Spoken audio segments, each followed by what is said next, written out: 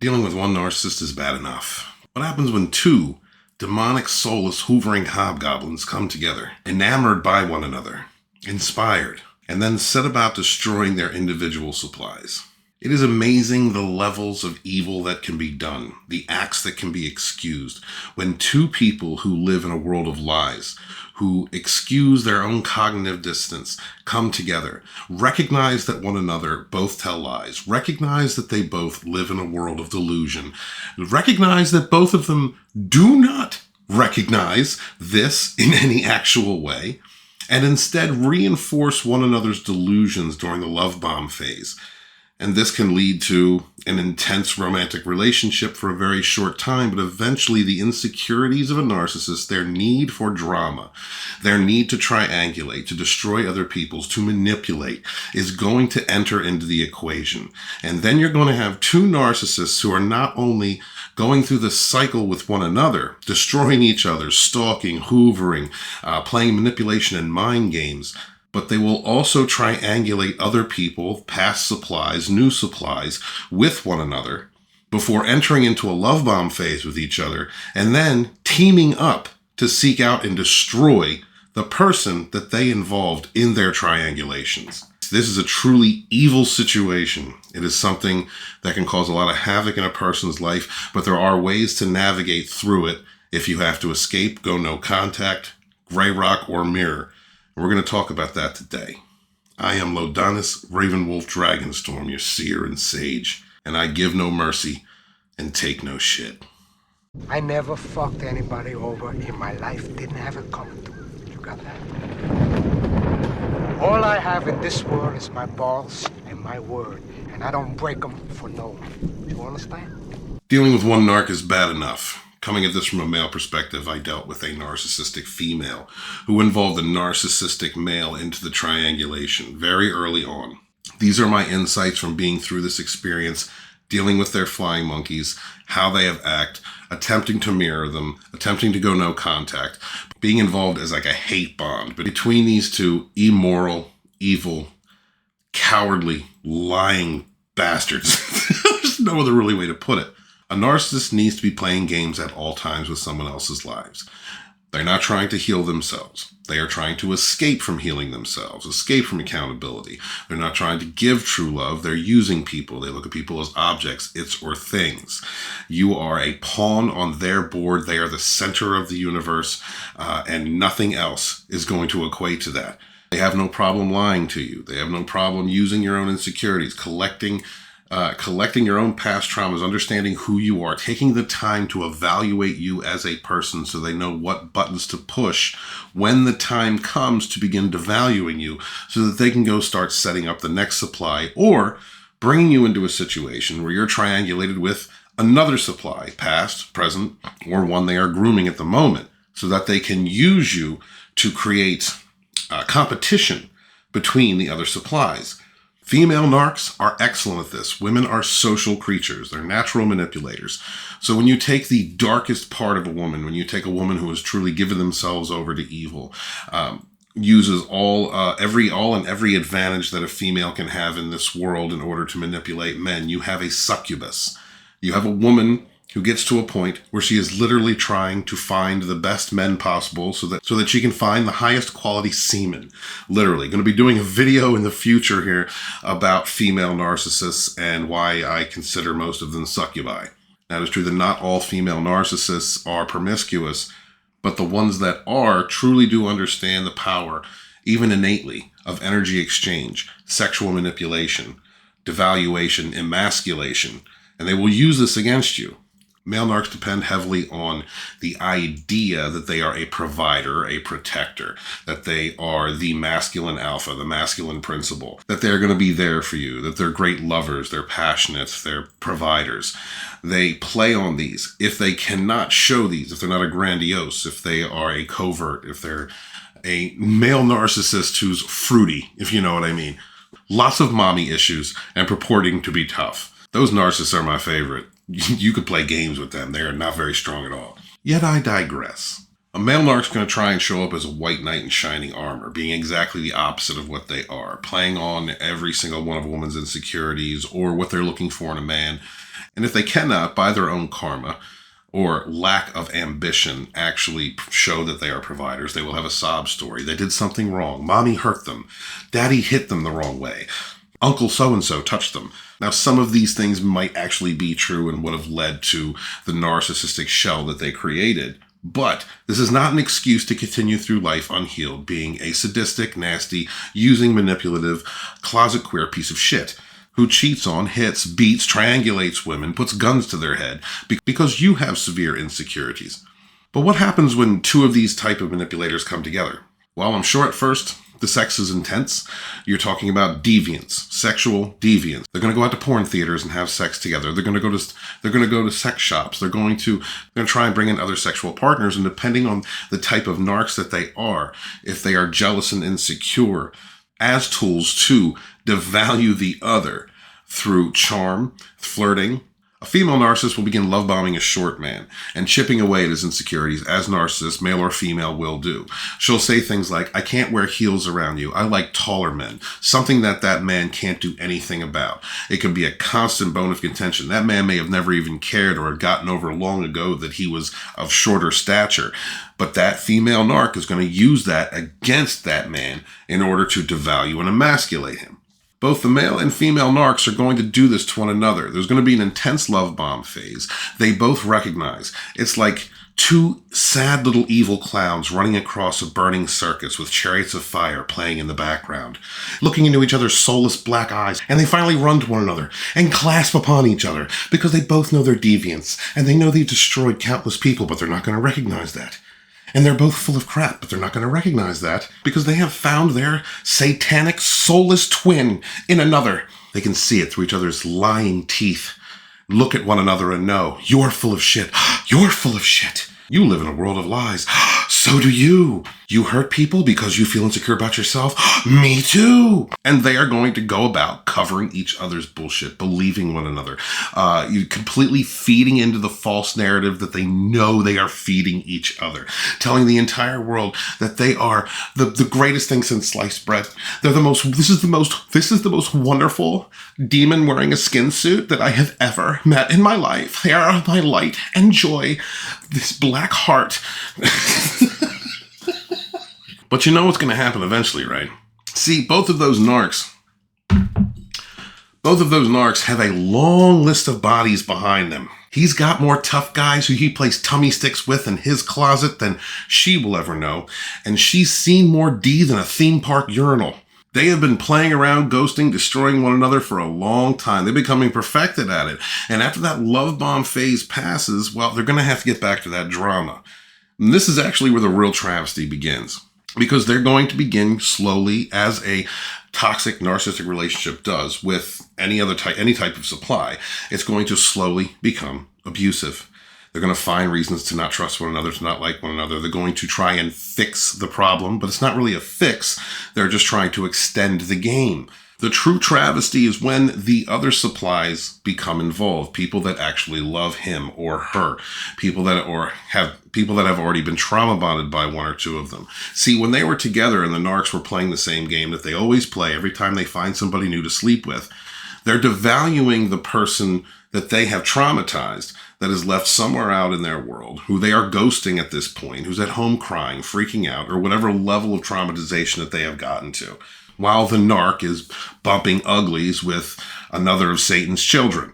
I'm also going to get more into this in another video about the exchange of sacred energies between two narcissists. It's not sacred anymore. And by that I mean sexual energy. They have spent their time using their base chakra to absorb, destroy, traumatize, create evil, like devil's sex magic.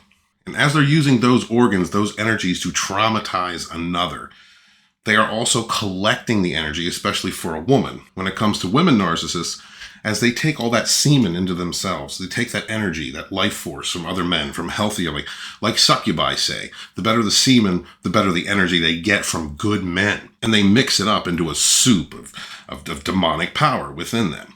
Male narcs do this too. Incubi, they do this as well. So when you have two narcissists coming together with both of their disgusting black tar pools of negative spiritual STDs, Not only are they spreading that between each other, but now they're going back to their other supplies, who've now become their secondary or tertiaries, and they're going to spread that energy with them. It literally creates a web of black magic, black sex magic, demonic, psychic energy between all of these different supplies that they're sleeping with. Another reason why it is very hard to break away from a narcissist is because they have put this spell on you. They are using demonic powers against you. So they go back to the other supplies that they have been traumatizing or leading on or so forth for the past however long. One of the narcissists will go cheat on with the other supply, create conflict or competition as they normally do between supplies as they triangulate. But the difference when you're dealing with a pair of narcs is those two narcissists are going to attack each other. They're going to come at, stalk, destroy, abuse, shoot at, any number of things at one another. But because they are so insecure, so afraid of abandonment, which is why narcs push you away and treat you horrible in the first place to create the abandonment that they fear, they are at some point going to rebond because the joy of being with another soulless, black-hearted demon is much more greater to them than anything else. This pair will then get together and destroy another supply, the supply that one of them went off and cheated with. This further creates traumatization, reinvigorates a trauma bond. There's a sense of competition between both of these narcs. Who's the better narc? Who's the better liar and manipulator? And then they can both sit back and get off on the person, male or female, from whichever narc supply they went out and abused together. They're going to get off as a team on the distress they created. And the reality of the situation doesn't matter. One narc ran off to go be with one of the other supplies, told that supply they were tired of being hit, abused, cheated on, whatever the story was, playing the victim. They knew that other supply loved them because that other supply probably did. They will spend time love bombing them shortly before ghosting and running back to the other. During this phase, while the competition is happening, the narc that was left behind will play the tough guy or the tough girl, play the victim. They'll be aggressive. They'll be upset. They'll be sad. They'll be whatever state it is that the one narcissist wanted to put the other one into. But once they get back together, that's when you're in for it. You, as the supply that narcissist came to with love bombs and promises and ideas of friendship or romance or love, you, the victim, who that narcissist came to and slept with or played around with and said they were going to move in with you or marry you or whatever the story, whatever the future faking was, you made that all up in your head. The other narcissist is now going to accept all of the bullshit stories that the narc that left and came to you for. They're going to believe all of those stories or act like they do because really, reality doesn't mean anything to a narcissist. It's all about playing with somebody's head. It's all about having a feeling of control. So the story is going to be, regardless of all the facts, text messages, what has happened, the fabric of reality itself, that other narc is going to accept the BS story that the narc who came to you gave them. And it was you that is upset that narcissist rejected you. It is you that is upset. It is because you came at that other narc. They didn't come to you. You hoovered them. And you're actually the narcissist, by the way. Anything that can be said in order to create pain. These are the most trashy, nasty, disgusting people in the entire world. Bring back dueling. Bring back dueling, y'all. There's only one cure for narcissistic personality disorder, and it lies 6 feet beneath the ground. I said, I can't. It's hard. It is hard for me to do this seriously. Like, I am serious though, but it's hard for me to be professional and do this seriously when I can't. These are demons. Bring back dueling. While they're playing these games, this is the thing you need to understand. If you are being used as a hate bond between two narcs who are living in a game of just destroying everyone's lives around them, understand these simple things. As victims of narcissistic abuse, we either become narcissistic, or if we have narcissistic tendencies, they get accentuated. Okay, the narcs want to spread their pain. They want to destroy you. They want to make you feel as horrible as they are. They want to turn you. They're energy vampires. They literally want to bite you and turn you into another narcissist, turn you into a vampire. And the trick of really healing from narcissistic abuse is getting that out of your system, reclaiming your authentic self, creating strong boundaries, and being a better person. If you're in a situation where you have to mirror, or you feel as though you want to, probably more feeling as though you want to rather than you have to, I will admit. But if you're in that situation, understand, you go after the same sex. If you're a woman, go after the woman that you were triangulated with. If you're a man, go after the man you were triangulated with, okay? Go after the same sex that you were triangulated with. Assert dominance in your sex. Assert dominance as a female or as a male over that other person. You're not going to, you are indirectly going after the narcissist who is love bombing you in a way that they can't do anything. And the reason that I say this is from experience. I went after the masculinity aspect of it with the other narc. Clowned him up and down. You're not tough. Death threats don't mean nothing. Some tough guy, biker, gangster. He's not. He's a covert narcissist with mommy issues, and he's a closet queer. So I went after that. Do I have a problem with anyone who has mommy issues? No. I actually do have mommy issues. I just got over them, like a healthy empath. Do I have a problem with people wanting to bang transsexuals? No. I don't care. Live your life, boo, as long as you ain't hurting nobody. I don't care if you're gay. I don't care about none of that. But the narcissist hid those things because he is ashamed of them. That's not tough guy behavior, like cop calling or running from a fight or threatening you and never showing up. So I went after him by proxy. The reason that I did is the same reason why you, and I'm actually advocating this, go no contact. Don't do anything. Don't cut them off, block them. Don't give a damn. Don't give them a minute of your time, which is what I wish I had done a long time ago. I really do, guys. Yes, the narc slayer is saying, I wish I just been like, nah, and walked away. Because when you have two narcissists paired up together, that well of evil, bad karma, negative energy, spiritual STDs. When you have these two forces of low-grade evil suckling off one another and destroying as many lives around them as they can, friends, family, lovers, whatever it is, they are going to more quickly deteriorate than they would have on their own. If they had drug addictions, these are exasperated. They're living in constant drama, constant, finding new ways in order to hurt themselves and hurt the other one, finding new ways to escape responsibility, growth, and being a good person. By finding even lower and more despicable ways to destroy other people. They're going to age faster. They're going to do more drugs. They're going to cycle through negativity with one another so much, no matter how often they see each other, no matter if they're living, if they're separated, whatever the case is, their energy, their connection to source, which at this point is completely cut off, they are spiraling down the toilet bowl into hell. Quickly. You don't need to be attached to or involved in that. Not that you need to be attached to or involved with just dealing with one narc. But if you're dealing with a pair of sexually active narcs who work together to destroy one another and destroy other people, they're falling apart. They're absolutely falling apart. So it doesn't matter if the one narc is coming at you and saying, is co-signing to what the other narc, the narcissist who came and love bombed you and traumatized you and then went back to the other narcissist. It doesn't matter what either of them are saying or how either of them are perceiving anything. They both know the truth. Narcissists know what they're doing.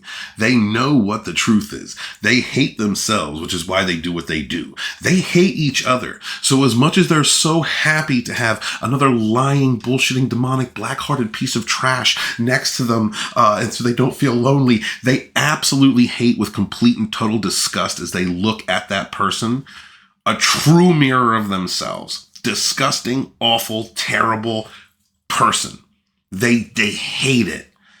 And instead of simply going like an energy vampire from person to person, from supply to supply, they are now cycling with one another through all these various supplies while constantly destroying each other. That narc knows damn well that they are a liar. That male narc absolutely knows well that he is a coward, that he is trash, that he is a closet queer, that he has uncontrollable mommy issues, that he beats women, that he's this disgusting, horrible. He knows it. He knows it. That female narc knows damn well she is sleeping with whatever low-grade trash she can find. Since she hit the height with you, or whatever quality man she has destroyed in the past when she still had her looks, at a height that she will never again obtain. So she knows that she is a promiscuous, lying, deceitful, awful person. And these two negative forces are destroying one another. When you go after one, not the one who hurt you, not the one who triangulated you, but the one you were triangulated with, when you show strength of masculinity or femininity, if you're dealing with a woman dealing with a woman, when you show that strength, they may act like it doesn't bother them in the moment, but it absolutely does. You are creating intense strife between those two. They may act like they're together and they're boyfriend, girlfriend, or whatever the case may be, but they're not. And they know they're not. They're just bullshitting because they're bullshitters. They're lying and creating a web of BS because that's what they do. They are absolutely hurting one another, destroying each other, and coming at one another. You are doing damage. That's why I say you go after the one with the same sex. But honest to God's, you should just no contact. Let them be assured. Be absolute, as much as you can be assured that dealing with one narcissist, going no contact and then validating their fragile ego, their existence, they're making them feel meaningless, in which they actually are and they know. Doing that will cause intense narcissistic injuries. When you do it to a pair of them, when you show that a pair, that they both have no power, no sway, that they both are meaningless, not only are creating a double narcissistic injury, but who are they going to take that out on? One another. Or, depending on the cycle that they're in, it might be another supply. If you were ever triangulated by a pair of narcissists, and if you survived that, I applaud you. Because I was triangulated by a pair of narcissists, and it almost killed me.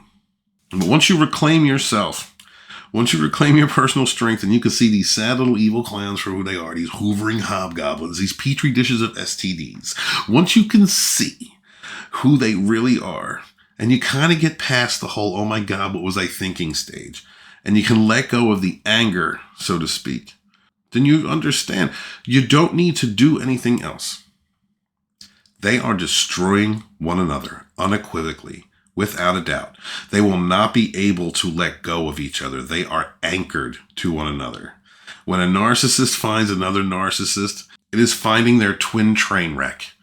It is finding someone that will absolutely exasperate their traumas, make them feel as worthless as they know they are, will cheat, will lie, will beat them, will discover new heights of physical, mental, and sexual abuse, financial abuse, will discover new ways to destroy and to alienate, to devalue, to emasculate, to defeminize, to make them feel as worthless as they know they are. Can you imagine living in that hell?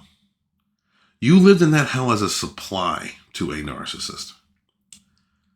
Imagine two narcissists fighting for superiority in a game that they know they're going to lose because they always lose, angered by looking at themselves as they lose and trying to discover new ways to win as they manifest their failures.